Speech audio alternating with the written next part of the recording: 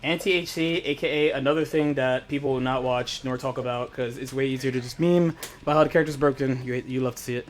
Maybe the tech is to call the anti-character guides.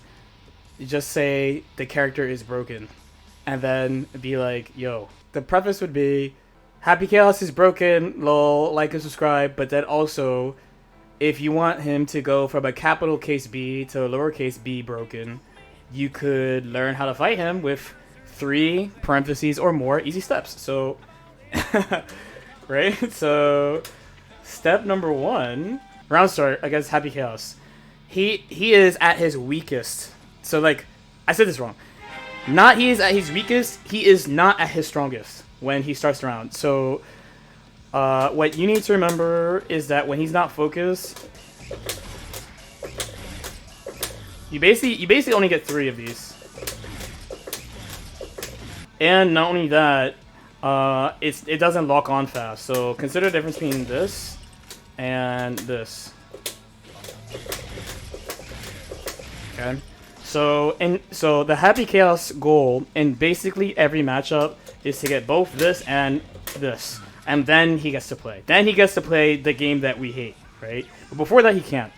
So the risk at round start is that all his hits convert into combos, and he can break the wall from round start. So if he hits you with this, and he has woke execution, which I do not. Right, all these are wall breaks if he hits you, right? This, if he counter hits you, is also a wall break, and you're fucking dead. So that's the main risk at round start. But that's if he hits you.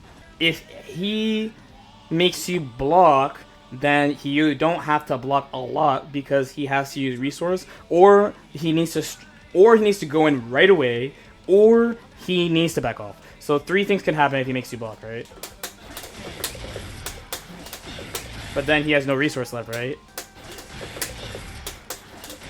So immediately into poke throw or something, or they need to do this. Okay, this is the worst thing that can happen, especially if you don't play a fast character. That's the worst thing that can happen. But the thing you need to make sure is that you know your round starts, and you need to remember that if neither of you hit each other, he doesn't have a lot of resources to work with right away, and that he needs to get resources somehow. So how are they going to get resources? There's a couple ways.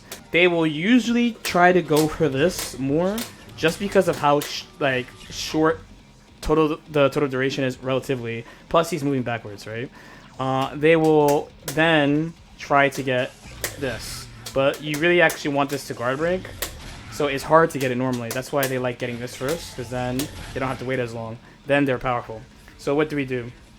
There's a couple ways we could think about it. One goal would be to get to footsie range right away, because if you get to footsie range, he gets this, but you could run through it. So like if I did like, let's go, broken move, okay.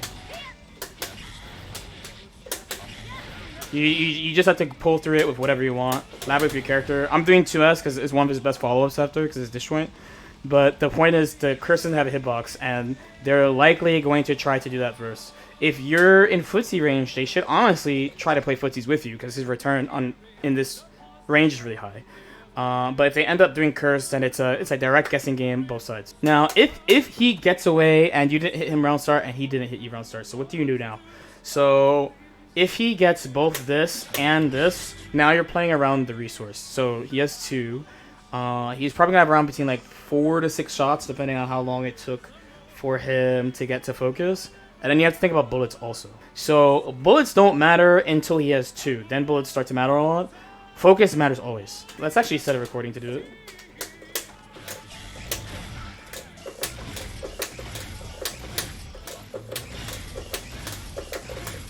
Okay. Your basic thing, if this happens, is if you play a fast character, you honestly just let him cook a little bit, and you play around the resource. So once he starts getting to around the mid of his resource, the focus meter, that's when you should be thinking about your follow-up. If you have meter to dash, the best way to dash is by holding FD and tapping block. If you're going to do it like that, that's the best way to do it. And this is like the main game. So this is like what's strong about him, is that he gets a lot of implied threat. Let's say I hit you randomly, right? I hit you randomly this, so Some type of way of that is going to happen, and then you're in the spot where you have to wait for a long time. Once he has to play to get focused again, that's your biggest approach opportunity for the majority of the cast. You need to find what range you can play at where you can challenge his normals, and you need to learn where this hits, this hits, this hits, and these. Because these are going to be the main things you're thinking about. Out of the slashes, I would say this is probably the weakest one overall and the most... So it's... weakest is the wrong word. I would say the most situational.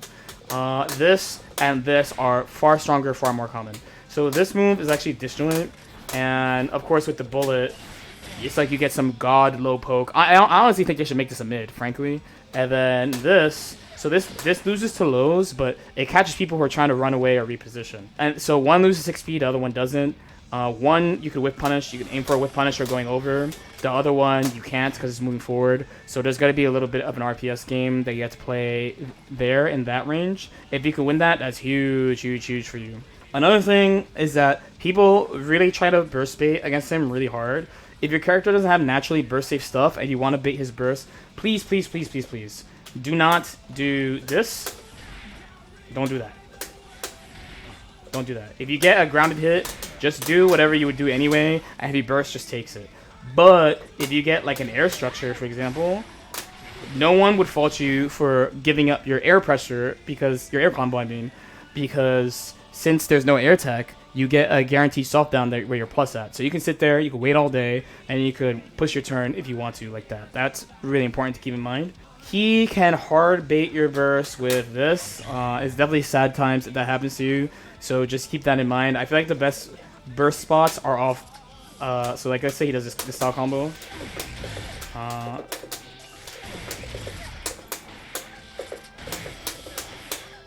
I don't know why I'm bad at that on lights, by the way. But anyway, the burst point I would think of is that.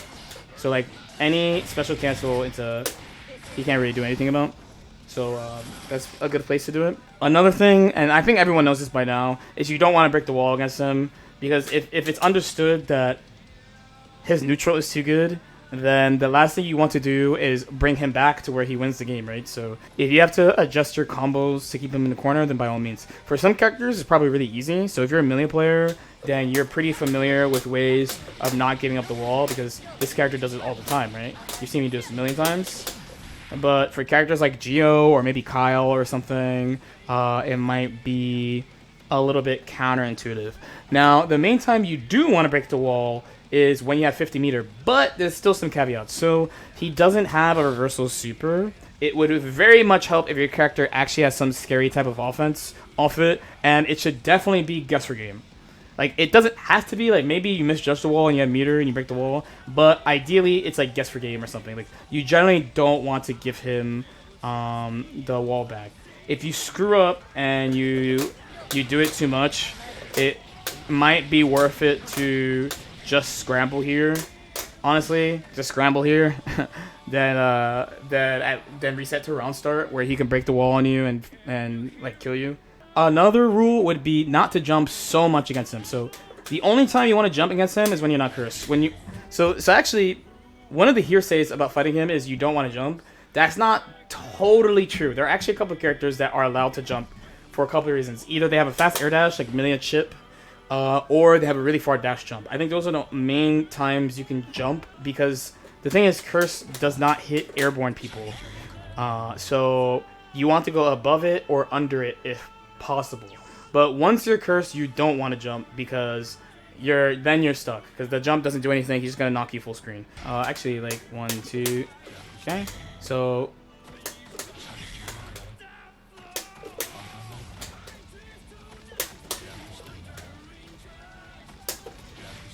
there's a couple of characters. I would say definitely off the top of my head, Millia Chip and Geo and probably Mei are good at jumping as him. Other characters are good at getting here. Like, you should see what button works at this range for you to fight him with various degrees of return, because he does have to actually interact with you here.